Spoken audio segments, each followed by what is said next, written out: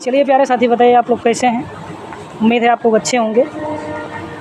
आज हमारा NTPC under graduate का पेपर था। सेंटर तो बहुत ज़्यादा दूर नहीं था, महज 80 से 85 किलोमीटर के आसपास का सेंटर था, घर से एग्ज़ाम सेंटर तक का।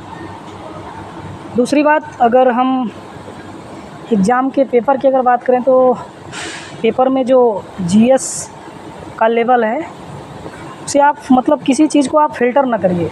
ऐसा नहीं मतलब इस चीज़ का वेटेज ज़्यादा है, हम जीएस में ये चीज़ें पढ़ लेते हैं, तो ये सब कोई मतलब फ़ायदे की बात नहीं होगी। आप जितना ज़्यादा जीएस में पढ़ पाएँ उतना पढ़िए। किसी चीज़ को आप हाई वेटेज के हिसाब से ना पढ़िए कि मतलब ये सब चीज़ें ज़्यादा पूछी जाती हैं। कुछ भी मतलब फ़िक्स नहीं है कौन सी चीज़ें कहाँ से पूछ ली जाएंगी।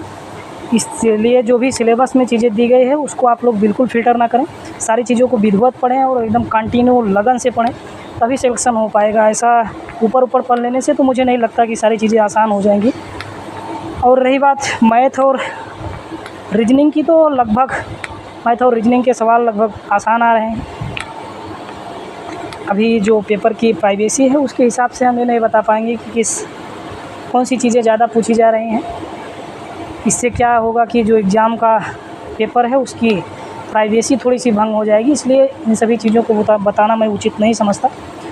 बस एक ही चीज़ कहूँगा कि आप लोग पढ़ाई को बेहतर तरीके से करने का प्रयास करें। घर की स्थिति को आप भी ध्यान में रखें, चीज़ें धीरे धीरे सही हो जाएगी। आप कंटिन्यू चीज़ें पढ़ते रहेंगे, लगातार एक कॉन्स्टेंटली तरीके से अगर आप नियत तरीके से पूरी ईमानदारी के साथ अगर पढ़ाई करते हैं तो एक ना एक दिन तो सिलेक्शन होगा, ये पक्का है, इसमें कोई शक नहीं है। लेकिन रही बात मेहनत की, तो जितना ज़्यादा आप प्रैक्टिस कर पाएंगे समय उतना ज़्यादा आपका बचेगा। अन्य चीज़ों पर जो सवाल आपके फंस रहे हैं उन पर भी आप बाद में काम कर पाओगे।